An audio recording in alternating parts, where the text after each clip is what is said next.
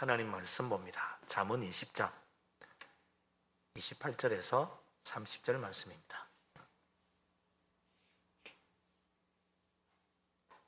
잠언 20장 28절부터 30절까지 속절을 우리 다 같이 한 목소리로 받들어 읽겠습니다. 왕은 인자와 진리로 스스로 보호하고 그의 왕위도 인자함으로 말미암아 경고하니라. 젊은 자의 영화는 그의 힘이요 늙은 자의 아름다움은 백발이니라. 상하게 때리는 것이 악을 없이 하나니 매는 사람 속에 깊이 들어가느니라. 아멘.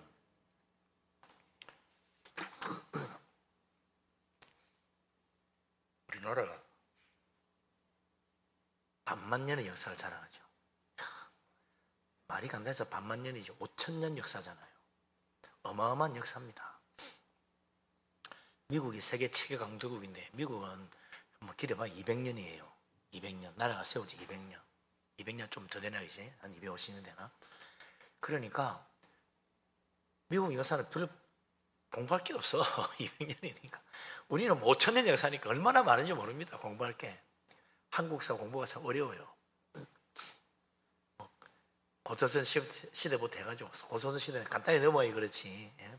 그다음에 뭐 삼국시대, 통일신라, 뭐 고려, 조선 뭐 이거 어마어마하죠. 나라 하나에 뭐 해도 500년씩 가니까 예? 엄청난 그런 역사를 자랑하잖아요.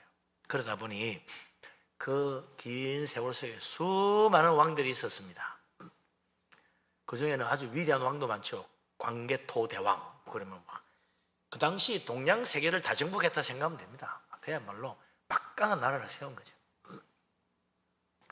영웅이야, 영웅. 예? 세종대왕 같이 나라를 융성하게 발전시키고 백성들이 살기 좋게 만들어준 나라. 그런 탁월한 통치를 가진 존경받는 왕, 예? 세종대왕. 그분 덕분에 오늘도 우리가 한글을 가지고 예? 세계에서 제일 발달된 문화를 만들 수 있었다. 예? 앞서가는 문화를 만든 거 아니에요. 오늘날 이런 컴퓨터 시대에 한글처럼 좋은 게 없어. 얼마나 편리한지 모릅니다. 너무나 배우기 쉬워서 세계에서 제일 문맹률이 낮은 나라 대한민국입니다. 뭐 세상 말로 머리 좀 좋은 사람은 밤낮이면 다 배우고 뭐 아무리 둔한 사람도 일주일이면 배운다니까. 평생 공부해도 안 되는 한문하고는 차원이 틀리죠. 그냥 누구든지 읽고 쓸 수 있는 정말 이 좋은 한글을 만들어준 우리 세종대왕님 정말 고맙지요. 예. 그 덕분에 우리가 성경도 마음대로 보잖아요. 거기에 비해서 참 슬픈 역사를 가진 왕도 있습니다. 예. 백제 의자왕 같이 나라를 잃어버리고 멸망을 당한 그런 참 안타까운 왕도 있고 또 신라의 문무왕처럼 삼국을 통일해서 예. 대업을 이룬 그런 훌륭한 왕도 있고 그런 거죠. 역사상 과거 역사에 가장 훌륭한 왕이 누구냐? 흔히 요임금, 순임금, 요순시대라 그러잖아요. 그때는 얼마나 살기 좋았는지 그야말로 태평성대 이루고 백성들이 정말 아무 걱정 없이 잘 살았다. 그 시대는 전쟁이 없었다. 그렇게 말할 정도로 요순시대, 요임금, 순임금 시대가 정말 최고의 좋은 시대를 맞이했다. 훌륭한 왕이다. 그래서 누구든지 왕은 요임금, 순임금 기준으로 다 평가할 정도로 훌륭한 왕이죠. 이스라엘에도 성경에 보면 요임금, 순임금처럼 항상 기준이 되는 왕이 있습니다. 평가하는 기준이 되는 왕. 그게 누굽니까? 다윗 왕. 항상 다윗처럼 했느냐 안 했느냐. 하나님 말씀대로 다윗처럼 다스렸냐 안 했느냐. 그게 항상 기준이야. 그래서 다윗처럼 하나님 앞에 신실하게 믿음으로 잘 다스리는 왕은 훌륭한 왕, 선한 왕. 다윗과 달리 우상 숭배하고 하나님 앞에서 거역한 왕은 악한 왕. 항상 기준이 다윗 왕이에요. 그래서 다윗 왕만 아니라 솔로몬 왕도 위대한 왕이죠. 그렇지만 끝까지 참 하나님 앞에 인정받고 축복받은 왕은 다윗 왕이라. 다윗은 약소국 이스라엘을 강대국 이스라엘로 만든 위대한 영웅적인 왕이죠. 그 주변의 모든 나라를 정복했다. 참 놀라운 그런 능력의 왕이고 전쟁에 나가서 한 번도 진 적이 없는 왕이잖아요. 전쟁에만 나가면 이겼어. 그런데 다윗이 전쟁만 잘한 게 아닙니다. 얼마나 믿음이 좋은지, 하여튼 모든 왕의 기준은 다윗 왕의 믿음이라. 그뿐만 아니라 다윗은 노래도 잘 불러가지고 이스라엘 제일 노래 잘하는 사람이라고 인정받을 정도로 노래를 잘했습니다. 그뿐만 아니라 시도 잘 지어. 다윗의 시가 얼마나 많아요. 다 주옥 같은 시들이야. 정말 탁월한 시들이죠.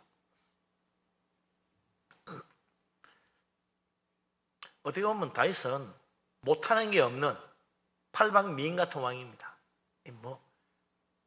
다 잘해.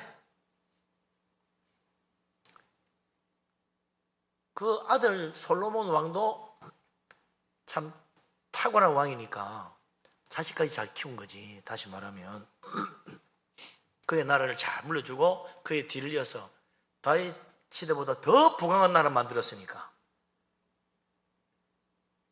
솔로몬 왕의 능력도 탁월하다 이죠. 그래서 솔로몬 왕이 다윗의 아들로서 왕위에 올라가지고 하나님의 지혜를 받아가지고 나라를 잘 다스리고 정의롭게 다스리고 또 나라를 부강한 나라로 만들었단 말이죠. 그래가지고 솔로몬 왕 시대는 전쟁이 없었습니다. 다윗 시대는 날마다 해마다 전쟁했는데 솔로몬 왕 때는 전쟁이 한 번도 40년도 한 번도 전쟁이 없었어요. 그렇지만 솔로몬은 지혜로 세계를 경영했단 말이죠. 그래가지고 당대 세계 정치의 중심지, 경제의 중심지, 외교의 중심지, 그게 이스라엘 예루살렘이 됐단 말이죠. 대단하죠. 얼마나 놀라운지 솔로몬이 만든 그날에는 막 세계 돈이 다 이스라엘로 몰려드는 거예요. 예루살렘에는 금과 은이 흘러 넘쳐가지고 은은 귀하게 여기지도 않았다. 솔로몬의 모든 먹는 접시와 그릇과 잔은 다 금이었다. 또 순금으로 만들었어요. 어마어마한 거죠. 그것만 아니라 솔로몬 왕을 호위하는 모든 군대의 방패도 다 금이야. 순금으로 만들었어. 이거 뭐 뺏기 한 게 아닙니다. 이게 100% 순금으로 두들겨 가지고 금 방패로 만들어가지고 얼마나 화려하겠습니까? 온 세계 나라에서 와서 보고는 솔로몬이 만드는 왕궁처럼 따라가서 배워가지고 하는 거야. 솔로몬이 완전 그 상하의 왕좌, 상하로 만들어진 왕좌, 그거 보고 자기도 가가지고 흉내내가 만들고 그렇게 할 정도로 모든 세계의 문화와 예술의 중심이 또 솔로몬, 예루살렘이 됐단 말이죠. 그 정도로 탁월한 사람. 그러니 솔로몬 시대는 이스라엘의 황금 시대라 그렇게 말한다. 그가 얼마나 탁월한지 지혜가 뛰어난지. 그가 지은 시만 수천 편이고 남아있는 거는 뭐 몇백개 안 되잖아요. 시편 120편 중에 한 100편 정도 남아있지만 그가 지은 시는 수천 편이라 돼 있어. 그 중에 고르고 고른 뛰어난 100편만 성경에 남아있는 겁니다. 그가 논한 철학이며 문학이며 생물학, 건축학 뭐 탁월하게 짝이 없어. 다방면의 재능을 발휘한, 그리고 수많은 책을 쓴 정말 세계 지혜의 중심, 세계 지혜의 출발이라고 말할 정도로 솔로몬으로부터 시작해가지고 세상 모든 철학이 나왔다 이런 말할 정도입니다. 그러니까 뭐 공자고 석가모니고 소크라테스고 다 솔로몬 뒤에 500년 뒤에 나온 사람이에요. 그러니까 솔로몬의 그 지혜를 배워가지고 다 그 사람들이 통달해서 그렇게 훌륭한 사람들이 된 거지 뭐 다른 거 아닙니다. 그렇게 지혜로운 솔로몬이 왕이 되어가지고 세상을 다스리다 보니 어떤 왕이 되어야 훌륭한 왕인가, 진짜 위대한 왕이 누군가, 그걸 자기가 나름대로 다 기준을 세웠어. 그게 뭡니까? 28절에 있는 말씀입니다. 28절. 진짜 훌륭한 왕은 이런 왕이다. 한번 읽어보죠. 왕은 인자와 진리로 스스로 보호하고 그의 왕위도 인자함으로 말미암아 경고하니라. 아멘.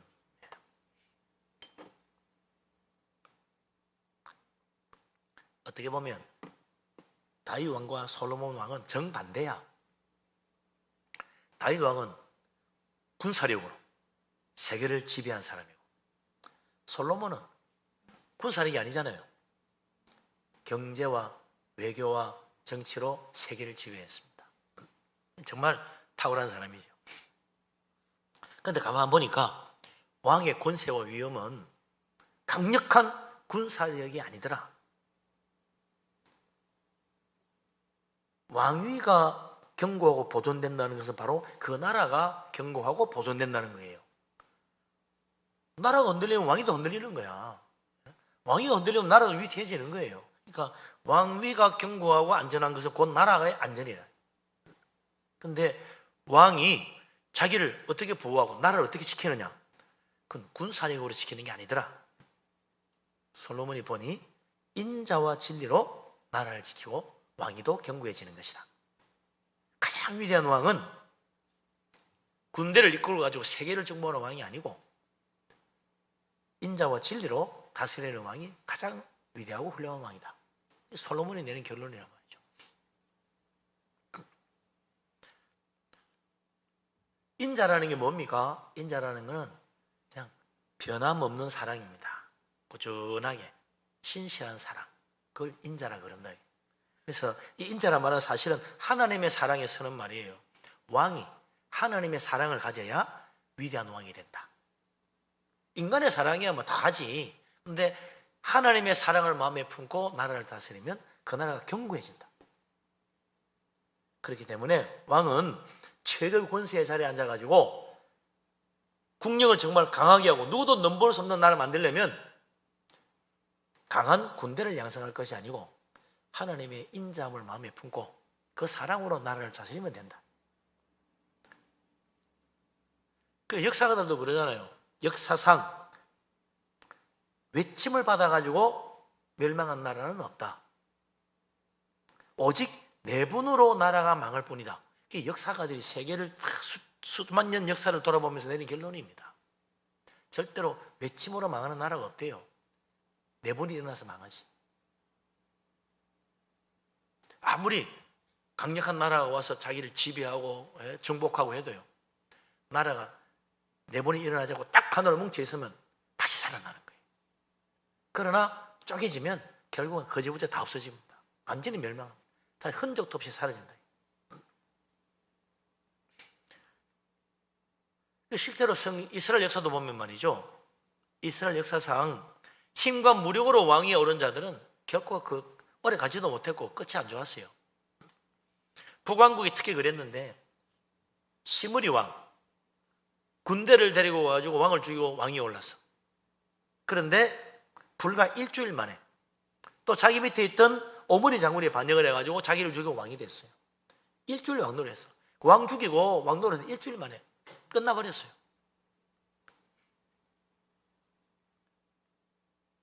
그 뒤에 또 살룸 왕이 있었는데, 이 살룸 왕은 또 역시 군대를 일으켜가지고 반역을 해가지고 왕을 죽이고 자기가 왕이 됐는데, 왕이 된 지 1년 만에, 1년도 채 안 돼가지고 스가랴 왕이 므나헴 장군이 역시 자기 군대를 이끌고 와서 이 살룸 왕을 죽이고 자기가 왕이 됐어요.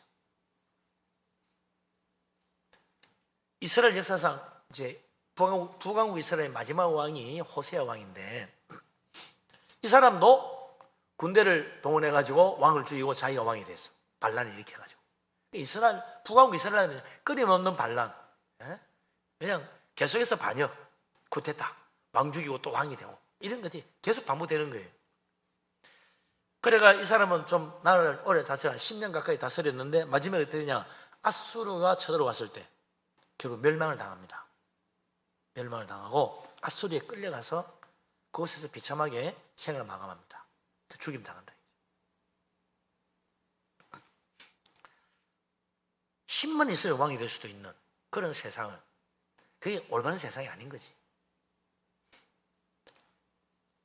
솔로몬은 말합니다. 왕의 진정한 위엄과 능력은 인자와 진리다. 이거 없으면 결국은 멸망한다. 솔로몬은 하나님의 지혜를 받아가지고 나라를 인자와 진리로 다스리려고 애썼던 것 같아요. 그러니까 한 번도 전쟁이 없었단 말이죠. 무력으로 세계를 지배하지 않았어요. 이 솔로몬의 지혜라. 이 솔로몬은 세계 경영을 한 그런 위대한 왕이죠. 경제와 외교로 세계를 지배한 위대한 왕이라. 다윗 왕 때보다 군대를 동원해서 세계를 정복하고 온갖 각 나라의 금은 다 가져온 다윗 왕때보다 더 부강한 나라 만든 사람이 누구냐? 솔로몬인 거지. 피 한 방울 안 흘리고 더 많은 금과 은을 끌어모았어요.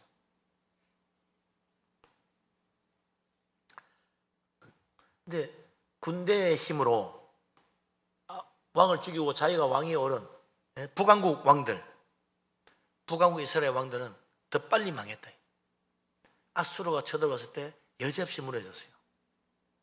그런데 남왕국 유다는 아수르가 쳐들어왔을 때 사실은 북왕국 반도 안 되는 나라지만 다 물리쳤어요. 나라가 망하지 않았어요. 이긴 했다. 아니, 북왕국이 더 군대도 많고 더 강경한데 왜 그랬냐? 인자와 진리가 없으면 외적에 침받으면 여지없이 무너진다. 그러나 남왕국 유다는 항상 하나님의 말씀 붙들고 성전 예배를 지키고 믿음으로 다시 또 새롭게 되고 그러잖아요. 그 남왕국 유다에는 다윗 못지않은 위대한 믿음의 왕들이 여러 나오는 거예요. 여호사밧 왕도 그렇지, 또 히스기야 왕도 그렇지, 요시야 왕도 그렇지. 탁월한 세 왕만 아니라 나머지 다른 왕들도 얼마나 훌륭한 믿음의 왕들이 많은지 몰라요. 그 이사야 때 아수르가 쳐들어왔지만 히스기야 왕, 이사야 선지자와 함께 믿음으로 하나님 어제고 기도하고 다 물리쳤잖아요. 온 나라가 다 믿음으로 하나 되니까. 세계를 정복하던 아수르가 남왕국 유다만은 정복을 못하는 거야. 얼마나 희한해요. 애굽도 정복하고 바벨론도 정복한 위대한 강력한 군대를 가진 아수르인데, 아니 그 사골짜기 조그만 나라 다윗 유다 나라 그걸 하나 정복을 못한 거지. 유다는 아수르 시대 끝까지 살아남잖아요. 아수르가 망할 때까지. 믿음이라는 게 이렇게 놀라운 능력이다. 하나님의 진리의 말씀 붙들고 사는 것이 큰 세상을 이기는 힘인 거죠. 이 세상에 그래 맞아, 인자한 사랑과 진리의 말씀이야말로 나라를 붙들는 최고의 힘과 능력이다. 그래서 아니 군대는 필요 없어, 사랑과 진리로만 나라를 세워야 되겠다 하신 분이 한 분 딱 계시죠. 예수 그리스도 우리 주님입니다. 예수님은 이 세상에 왕으로 오신 분입니다. 태어날 때부터 왕으로 태어났어요. 그래서 동방 박사들이 유대인의 왕으로 나신 이 어디 계십니까? 찾아왔잖아요. 그래서 왕에게 드릴 예물도 드렸다. 그런데 예수님은 단 한 번도 군대를 일으킨 적이 없습니다. 예수님한테는 단 한 명의 군인 부하가 없었어요. 오직 주님은 불쌍한 무리들을 보시고 말씀을 가르치고 또 병든 자 고쳐주시고 굶주리면 먹을 거 주시고 그랬단 말이죠. 예루살렘에 입성할 때도 왕으로 정말 선포하며 메시아 왕으로 예루살렘에 입성할 때도 예수님은 군대를 단 한 명도 동원하지 않았어요. 오직 예수님의 제자들과 함께 칼 하나 없고 창 하나 없이 방패 하나 없이 갑옷 하나 입은 사람 없이 그대로 들어갑니다. 그래도 온 예루살렘 백성들이 다 나와가지고 호산나 외치고 다윗의 자손 하나님 오신 메시아 왕이라고 열렬히 환영했잖아요.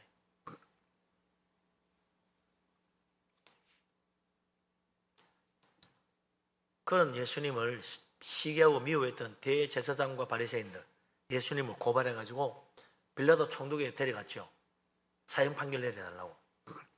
그때 빌라도가 예수님에게 묻습니다. 이것저것 물어보면 아무 죄도 없지만 이제 물어봅니다.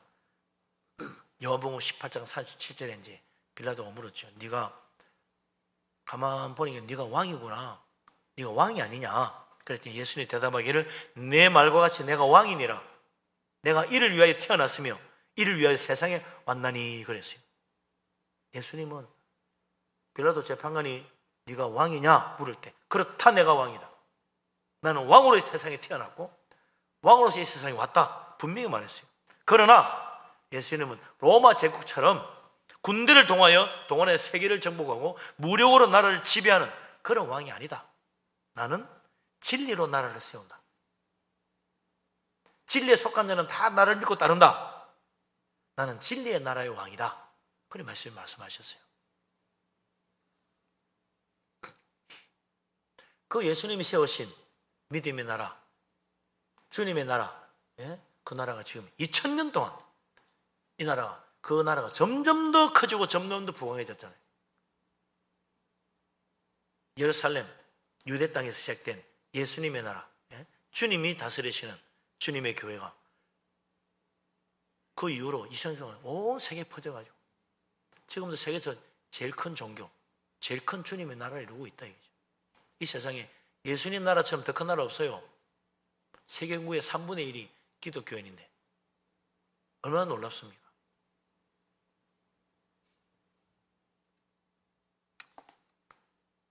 솔로몬이 말합니다. 왕은 인자와 진리로 자기를 보호하고 왕위도 견고해진다. 정말 그 말씀대로 사신 분이 예수님이다. 예수님은 정말 사랑으로 또 진리의 말씀으로 하나님 나라를 세우신 사랑의 왕, 진리의 왕이라. 그 주님 앞에 모든 사람들이 다 감동하고 주님 앞에 머리를 숙입니다. 주님 앞에 무릎을 꿇습니다. 주님을 나의 주, 나의 왕으로 다 모셔드립니다. 우리도 예수님을 나의 왕으로 내 마음을 영접한 사람 아니에요. 주님의 다스림을 기쁘게 받는다. 이 세상에 사랑과 진리로 나라를 세우신 분은 예수님 한 분밖에 없습니다. 모든 왕은 다 군대를 동원해서 왕이 됐지, 군대 하나 없이 오직 사랑과 진리로 나라를 세우신 분 예수 그리스도 유일하다. 예수님이 다스리는 그 나라, 아유 그래가 무슨 힘이 있겠나? 아니요, 그 나라야말로 영원한 평화가 이루어지는 나라고 끝없는 사랑과 기쁨과 생명이 샘솟는 나라라. 우리는 그 나라를 뭐라 그럽니까? 영생복락의 나라라. 주님이 왕되어 다스리는 그 나라 영생복락의 나라라. 다시는 죽음도 없고 아픈 것도 없고 곡하는 것도 없고 원통할 것도 없는 영원한 행복의 나라, 주님이 왕되어 다스리는 그 나라죠. 우리가 가고 싶어하는 나라 아닙니까? 우리의 소망은 힘과 무력으로 세워진 이 세상 나라가 아닙니다. 언제나 멸망받은 세상인데 더 힘센 나라가 생기면 다 멸망하는 게 세상입니다.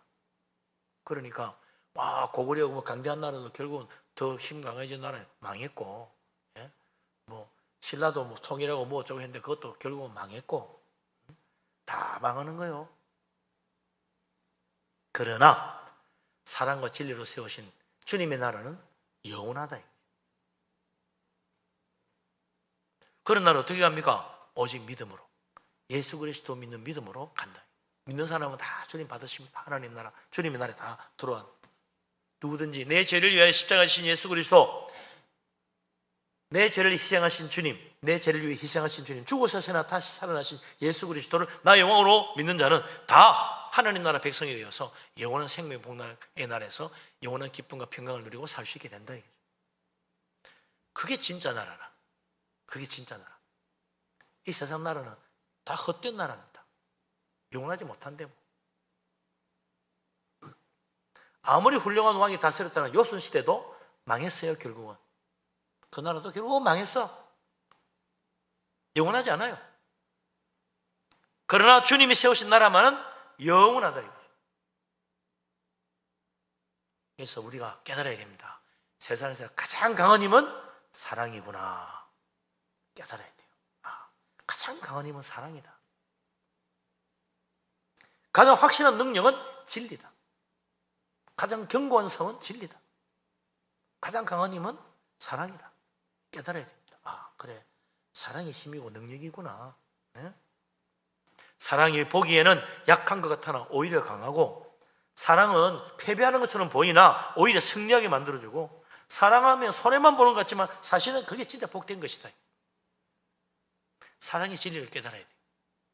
사랑을 따라 우리 사랑의 주님 믿고 따르면, 그리고 주님의 사랑을 본보다 우리도 사랑하고 살면 그 축복된 나라, 하나님 나라, 영생의 나라에 우리가 간다 이거죠. 그게 우리의 소망 아닙니까? 저 천국 복된 나라, 사랑과 진리가 영원토록 빛나는 그 아름다운 나라에 우리도 다 갈 수 있는 정말 큰 축복 받게 되기를 바랍니다. 아멘. 근데 요즘 이제 우리나라 참 보면 말이죠, 시대가 워낙 빠르게 변하고 발달하다 보니까 이 나이 차에 대한 갈등이 커요. 신구 갈등이 심하다 이거죠. 시대가 얼마나 빠른지 나이 좀 든 사람 못 따라갈 정도야. 젊은 친구들은 빨리빨리 적응하고 잘 배우는데 나이 든 사람은 하다 보면 지나가 버려. 뭐 배우기는커녕. 예? 얼마나 빠르지. 이거 핸드폰 하나 좀 익어질만 하면 또 바꿔야 돼. 새가 나왔대. 그래가 또 그것 좀 익어질만 하면 또 바꿔야 되는데 또 나왔다. 뭐 또. 예? 이러니 참 황당하지. 이제는 AI가 나왔다는데 그거 어떻게 쓰는 거지? 사실은 여러분들 다 쓰고 있는 사람들 많아요. 모르고 쓰고 있는 거야. 예? 뭐 어떻게 하냐? 인터넷에다가 그냥 검색에다가 이거 뭐 어떻게 되느냐 뭐 하나 물어보면 답이 착 나오면 그 AI가 답한 거예요. 인공지능 컴퓨터가 답을 해준 거야. 그게 뭐 네이버든 뭐 구글이든 거다가 내가 이거 우리나라에서 앞으로 성공하려면 뭐 예를 들면 어디다 투자하면 돈 많이 벌 수 있을까? 이래가 탁 물어보면 답이 탁 나와요. 그 AI가 답해 주는 거야. 그게 우리 애 키우려면 어떻게 하면 될까? 다 AI가 답 해주고 답이 나와. AI가 해주는 답이에요. 우리가 알게 모르게 쓰고 있다니까. 스마트폰 가지고 우리가 쳐가지고 거기다 써가 뭐 물어보면 탁 답이 나오면 그게 AI가 답하는 거예요. 어쨌든 우리는 알든 모르든 쓰고 있어. 앞으로 어떻게 세상이 될지 좀 기가 막힌 세상이 오겠죠. 그래서 아마 몇십 년 후에는 인류의 모든 사람들은 더 이상 일할 필요가 없다. 로봇가 다 해준다. AI 로봇가. 우리는 다 뭐하냐? 굶어 죽냐? 우리는 다음 이제 뭐 하겠어요? 저는 아마 그렇게 될 것 같아요. 앞으로는 전부 다 보조금 받고 사는 세상 될 거다. 전부 다 보조금 받고 사는 세상. 예? 그돈 가지고 놀러 다니고 뭐 예술이나 하고 노래나 부르고 이렇게 살면 되겠 그런 세상이 될까? 글쎄요. 뭐 로봇가 다 만들어주니까 그런 세상이 될 겁니다. 그러다가 혹시 모르지 이제 AI가 인간들 저 귀찮네 저거 없애버리자 하면 우리 다 죽는 거야. 그런 생각이 될지도 모르죠. 그렇게 될 수 있으니까 안 된다고 막 그렇게 말하는 사람도 있어요. AI 좀 위험하다 저거. 어느 날 갑자기 인간 없애버리자 귀찮다 이렇게 생각해버리면 끝장이 나는 거야. 그래서 스위치를 잘 잡고 있어야 돼. 여차하면 빼야지. 하여튼 앞으로 무서운 세상이 될지도 몰라요. 어쨌든 지금 이 신구 갈등, 젊은 세대와 나이 든 세대, 구세대와의 갈등이 심하다. 그런데 솔로몬은 그 젊은이라고 함부로 늙은 사람 얕보면 안 되고 또 늙은이라고 젊은 사람을 함부로 무시해도 안 된다. 다 나름대로 장단점이 있는 거다. 그러면서 이제 그 서로를 인정해라. 너 스스로 그 옛날에도 그런 갈등이 있었나 봐요. 안 있겠어요, 당연히. 그러니까 29절에 솔로몬 이런 말을 합니다. 같이 한번 읽어보죠. 29절. 젊은 자의 영화는 그의 힘이요 늙은 자의 아름다움 백발이니라. 아멘. 이게 젊은 자의 영화. 이 영화라는 말은 아주 눈부시게 아름다운 것, 그런 뜻입니다. 그다음에 젊은 자의 늙은 자의 아름다움. 이게 사실은 영광이에요. 영광. 이 늙은 자의 찬란한 그런 빛나는 영광, 광채, 그런 광채, 영광스러운 광채, 그런 아름다움이라는 그런 뜻입니다. 사실은 젊은 자의 영화나 늙은 자의 아름다움이라는 말은 단어는 틀리지만 뜻은 거의 비슷해요. 젊은이의 가장 큰 능력, 자산은 젊음의 힘이잖아요. 나이 든 사람일수록 젊은이 보면 다 부럽죠. 야, 나도 10살만 젊어도 내가 팽팽 돌아갈 텐데, 그런 생각하는 사람 많아요. 그죠? 10년만 젊었어도 내가 인생 이렇게 안 살 텐데. 글쎄 10년 뒤에 그 생각할 때가 또 어때는 지금 열심히 하는 게 낫지. 10년 뒤에 또 그 생각할 거 아니야. 내가 10년만 젊었어도. 하여튼 젊다는 게 힘이라. 젊다는 게 능력이고, 젊은이는 건강이 있다, 힘이 있다, 뭐든지 할 수 있어요. 자신감이 있지. 그래 한번 해봐. 아직 없어도 돼. 내가 할 거야. 이런 자신감이 있잖아요. 나이 든 사람 아이고 이제는 그래가 안 되지. 조심스럽잖아요. 그래서 젊은 사람은 돈 주고도 고생을 사서 한다는 말이 있잖아요. 고생 그 문제 아니야. 젊으니까 힘이 있으니까 건강하니까 나 할 수 있어. 고생까지 뭐 조금만 참으면 되겠지. 노력하면 될 수 있어. 진짜 맞아요. 노력하면 돼. 젊으니까 성공할 수 있어요. 그래서 젊음의 힘이 바로 모든 것을 이루어낼 수 있는 가능성이다. 그처럼 좋은 게 어디 있습니까? 젊은이는 그럼 자신의 모든 힘과 능력 가지고 건강 가지고 가능성은 모두 다 성공하냐? 아닙니다. 어떻게 해요? 부지런한 사람, 성실한 사람이 성공하지. 젊다고 다 성공하나? 아닙니다. 고난과 환란이 왔을 때 에이 나는 모르겠어 하고 자빠지면 끝나는 거고, 그래 나는 이길 수 있어 끝까지 말 성실하게 해내는 사람은 성공하는 거예요. 그래서 성경에도 보면 야곱이 말이지 젊은 시절에 외삼촌 라반 집에 갔잖아요. 가가지고 20년 동안 부지런히 일합니다. 밤잠 자지 않고 일했다 그랬어요. 자기가 20년 동안. 그래가지고 내 외삼촌 양떼를 내가 20년 동안 돌볼 동안에 도둑맞은 적이 있냐, 잃어본 적이 있냐, 내가 다 채워놓고 내가 한 마리도 잃어보지 않도록 내가 정말 성실하게 일했다. 라반이 그 말에 반박을 못했어요. 성실하게 20년 동안 일해가지고 어떻게 했어요? 큰 재산 이루어가지고 성공해서 돌아왔잖아요. 젊었기 때문에 성공한 게 아니다. 힘이 있어서 성공한 게 아니요, 부지런했기 때문에, 성실했기 때문에 성공한 거예요. 야곱의 아들 요셉도 그래. 애굽에 노예로 팔려갔어. 나중에는 억울한 옥살이도 했잖아요. 근데 그건 젊으니까 정말 노예로 팔려갔어도 좌절하지 않고 절망하지 않고 부지런히 성실하게 일했어요. 그랬더니 주인의 인정을 받아가 온 집안을 관리하는 책임자가 됐잖아요. 감옥 가서도 그랬지요. 그것에서도 얼마나 성실하게 일하는지 간수가 감옥 전체 일을 요셉에게 다 맡겼어요. 그 바람에 왕의 신하를 돌보다가 왕이 소개받아서 꿈도 해석해주는 그런 기회를 얻었고 애굽의 총리가 됐잖아요. 애굽의 총리가 돼가지고도 성경에 보면 그가 총리에 오르자 곧 애굽 전역을 순찰했다 그랬어. 그는 바로 자기 일을 시작했어요. 쉬지 않았어. 얼마나 부지런한지 몰라요. 나이 30에 최고 총리가 돼가지고 즉시 애굽 전체를 순찰하고 돌아보고, 야 어떻게 이 가뭄 저 풍년의 이 나라를 정말 잘 관리해가지고 흉년을 대비할 수 있을까? 어디다가 창고를 짓고 다 돌아보면서 본 거지. 어디가 기름지 옥토 받치고 어디가 그렇구나 다 돌아본 거예요. 진짜 부지런한 사람이라 성실했어요. 그러니까 나중에 가뭄과 기근을 다 견디고 온 애국 사람이 우리를 살린 우리 아버지라고 추앙했잖아요. 당신은 우리 아버지라고, 우리 살리신 아버지라고. 요셉을 그렇게 존경했단 말이죠. 뭐 다윗도 어린 시절, 뭐 젊은 시절 성실한 건 잘 알잖아요. 양떼를 잘 돌보았고 왕의 신하로서 어디 가도 승리하고 돌아왔고 말이죠. 그 사울 왕의 미움받아가 도망다니면서도 20대 30대 젊을 때 성실하게 자기 할 일을 하면서 참 그렇게 어려움을 이겨냈잖아요. 나중에 왕이 내가 위대한 나라를 세웠대. 젊을수록 자기 힘 믿고 가면 안 됩니다. 부지런해야지. 성실해야 돼요. 그래야 성공하지. 젊다고 성공하는 게 아니다. 늙은이는 어떡하냐? 힘도 없는데 그 괜히 오래 산 게 아니다. 솔로몬 왕이 그거죠. 흰머리가 되도록 산 게 괜히 세월만 보낸 게 아니다. 잘 봐라. 그 오랜 세월을 살면서 경험을 겪고 그래서 얻은 경험적 지혜야말로 진짜 힘이다. 그 속에 얼마나 놀라운 지혜가 녹아있는 줄 아느냐? 그 말이죠. 늙은이의 백발은 아름다운 찬란한 빛이다. 그 경험적 지혜가 젊은이는 따라올 수 없는 탁월한 그런 있다. 탁월한 게. 실제로 성경에서 지혜라는 말은 항상 경험적 지혜를 말합니다. 경험해보고 겪어본 게 최고야. 네?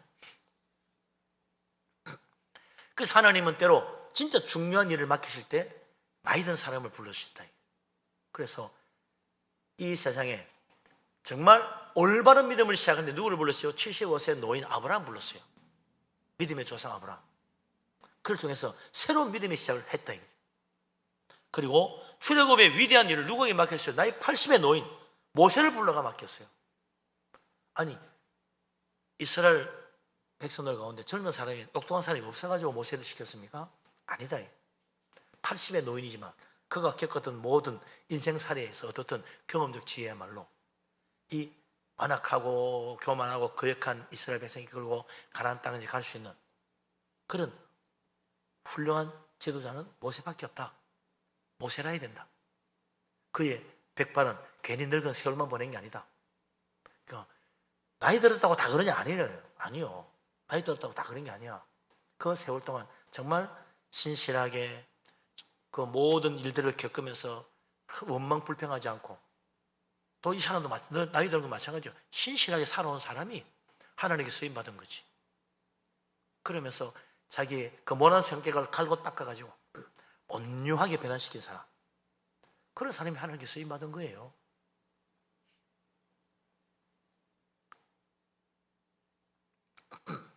하나님께서 오늘도 젊은이라면 신실하고 성실한 사람, 부지런한 사람 하나님 택하여 위대하게 쓰시고, 나이 들고 좀 늙은이라도 정말 진실하고 자기의 모난 성격, 고난 속에서 다 다듬고 해서 온유하고 겸손한 모습으로 변화된 그런 사람을 하나님은 참으로 귀하게 쓰신다. 그렇게 해서 젊은이든 늙은이든 우리 하나님 기뻐하는 사람, 하나님 쓰실 만한 축복된 사람 다 될 수 있기를 주님의 이름으로 축원합니다. 아멘. 마지막으로 30절 하나 읽어보죠. 30절 같이 읽겠습니다. 상하게 때리는 것이 악을 없이 하나니 매는 사람 속에 깊이 들어가느니라. 그래서 뭐요? 사람은 맞아야 돼. 이런 말은 맞아야 돼. 아유, 요즘 세상에 맞아야 되다니 큰 비인격적이고 무식한 소리가 어디 있냐고. 매로 때렸던 큰일 납니다. 요즘 학교에서 선생님이 매 때렸다가 당장 고발받아. 어디 감히 우리 귀한 자식을 때렸냐고. 부모가 달리 들고 난리 납니다. 매 때리면 안 되지 뭐.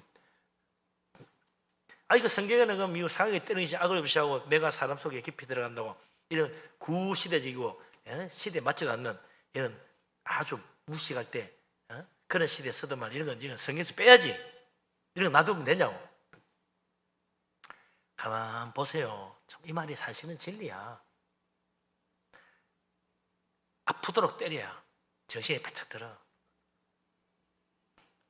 매를 맞으면 아주 그냥 가슴속 깊이 내가 다음에는 절대 이렇게 안 해야지, 그 생각 든다니까. 그래서 하나님이 사랑하는 자들에게는 고난을 주신다. 고난의 채찍, 환난의 매, 이것이 하나님께서 믿는 자들, 하나님 사랑하는 자들을 축복의 길로 이끌어 가시는 방법이다. 왜 그러냐? 우리 인생은 날 때부터 죄인이야.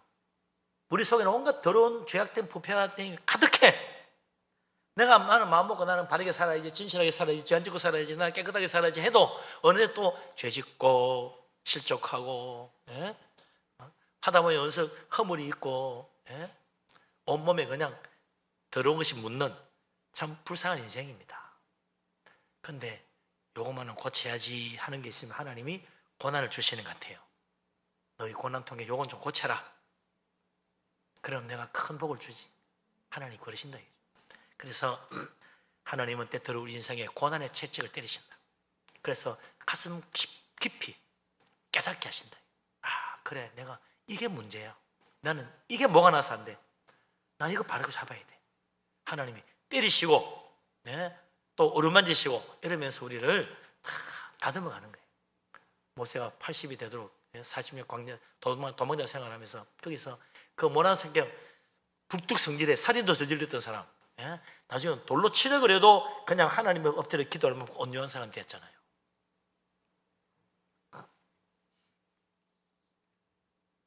그래서 다윗도 그렇죠. 고난을 많이 겪었던 다윗, 그가 시편 119편 71절에 뭐라 그랬습니까? 내가 고난 당하는 것이 유익이라. 왜 유익이냐? 이로써 내가 하나님의 율례의 말씀을 배웠습니다. 내가 고난 당하기 전에는 말씀을 깨닫지 못했는데 고난 당하면서 하나님 말씀 깨달았다. 하나님의 고난의 채찍을 받으니까 말씀이 딱 보이는 거야. 그전까지는 안 보였는데 이거구나. 내가 이걸 몰랐구나. 그 말씀이 마음에 팍 와닿는 거죠. 깊이 새기고, 그래, 맞아, 내가 정말 기도하고 살아야 되겠다. 정말 예배를 소중히 해야 되겠다. 말씀이 얼마나 귀한지 말씀을 늘 읽고 순종하며 살아야 되겠구나. 그래, 사랑이 제일이야. 이게 되는 거예요. 안 그러면 다 지잘난 맛에 딱 어깨에 힘주고 목에 힘주고, 하나님 말씀처럼 이스라엘 백성들은 목이 곧은 백성이라 목이 곧게 되는 거야. 교만해진단 말이죠. 그래서 하나님 앞 수그려야 됩니다. 하나님, 나는 부정한 죄인입니다. 어떻게 깨닫냐? 고난을 통해서 배우게 된다. 말씀을 깨닫습니다. 이 말씀은 이럴 때 바로 이 말씀이 내 삶에 적용돼야 되구나. 그때 깨닫는다. 그래서 하나님이 때로 우리에게 고난을 허락하신다. 그런 고난들을 겪으면서 우리의 성격도 변화되고 나의 허물도 고침받고 이래서 백발에 이르는 사람이야말로 가장 영광스러운 그런 아름다운 광채가 나는 인생이 된다. 하나님께 쓰임받을 수 있는 거지요. 우리 교회에도 젊은이는 젊은이대로 부지런하게 성실하게 또 나이 든수는 나이 든 대로 고난을 통해서 경험적으로 또 갈고 닦아서 찬란한 빛처럼 빛날 수 있는 그런 믿음의 광채를 지닌 우리 분이엘 교회 모든 성도님 되시기를 바랍니다. 아멘.